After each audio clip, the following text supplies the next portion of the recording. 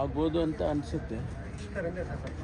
ಮುಖ್ಯಮಂತ್ರಿಗಳು ಆರೋಗ್ಯದ ಸ್ವಲ್ಪ ಕಾಲಿನಲ್ಲಿ ತೊಂದರೆ ಆಗಿರೋದ್ರಿಂದ ಸ್ವಲ್ಪ ಅವರು ನೋಡಬೇಕಲ್ಲ, ಅವರು ನೋಡಿ ಸಹಿ ಮಾಡಿದರೆ ತಾನೇ ಆಗುತ್ತೆ.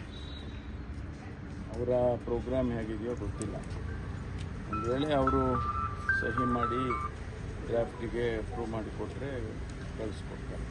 ಏನಾದರೂ ಚೇಂಜಸ್ ಏನಾದರೂ ಆಗಿದೆಯಾ ಸರ್? ಹೊಸದಾಗಿ ಏನಾದರೂ ಆ್ಯಡ್ ಆಗಿದೆಯಾ? ಇಲ್ಲ, ಹೊಸದಾಗಿ ನಾನು ನಿನ್ನೆ ಹೇಳಿದ್ನಲ್ಲ, ಕೆಲವು ಕಾನೂನುಗಳನ್ನು ಕೂಡ ಈಗಾಗಲೇ ಎಕ್ಸಿಸ್ಟಿಂಗ್ ಕಾನೂನುಗಳೇನಿದೆ ಅದನ್ನೆಲ್ಲ ಲಿಂಕ್ ಮಾಡಬೇಕಾಗುತ್ತೆ.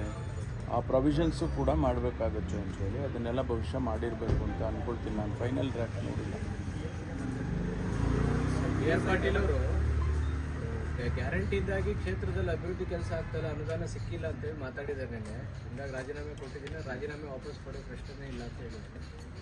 ಗೊತ್ತಿಲ್ಲ, ಅದು ಅವರಿಗೆ ಮತ್ತು ಮುಖ್ಯಮಂತ್ರಿಗಳಿಗೆ ಬಿಟ್ಟಿರ್ತಕ್ಕಂಥದ್ದು.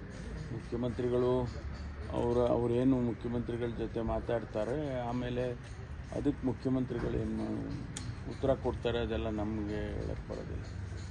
ಅದು ಅವರವರಿಗೆ ಬಿಟ್ಟಿರೋದು. ಸುಮಾರು ಶಾಸಕರು ಇದೇ ಥರದ ಕಂಪ್ಲೇಂಟ್ಸ್ ಇದೆಯಲ್ಲ ಸರ್, ಗ್ಯಾರಂಟಿ ಇಲ್ಲ, ಈಗಾಗಲೇ ಅದು ಮೊದಲೆಲ್ಲ ಹಾಗೆ ಅಭಿಪ್ರಾಯಗಳು ಆಗಾಗ್ಗೆ ಬರ್ತಾ ಇತ್ತು. ಮೊನ್ನೆ CLP ಆದಮೇಲೆ 10 ಕೋಟಿ ರೂಪಾಯಿ ಎಲ್ಲ ಶಾಸಕರಿಗೂ ಕೂಡ ಬಿಡುಗಡೆ ಮಾಡಿ ಅವರಿಗೆಲ್ಲ ಆಕ್ಷನ್ ಪ್ಲಾನ್ ಮಾಡಿ ಅಂತ ತಿಳಿಸಿದ ಮೇಲೆ ಅಂಥದ್ದೇನು ಬೆಳವಣಿಗೆ ಕಾಣ್ತಿಲ್ಲ. ಇದಕ್ಕೆ ಪೂರಕವಾಗಿ ಸರ್, ನಿರ್ಮಲಾ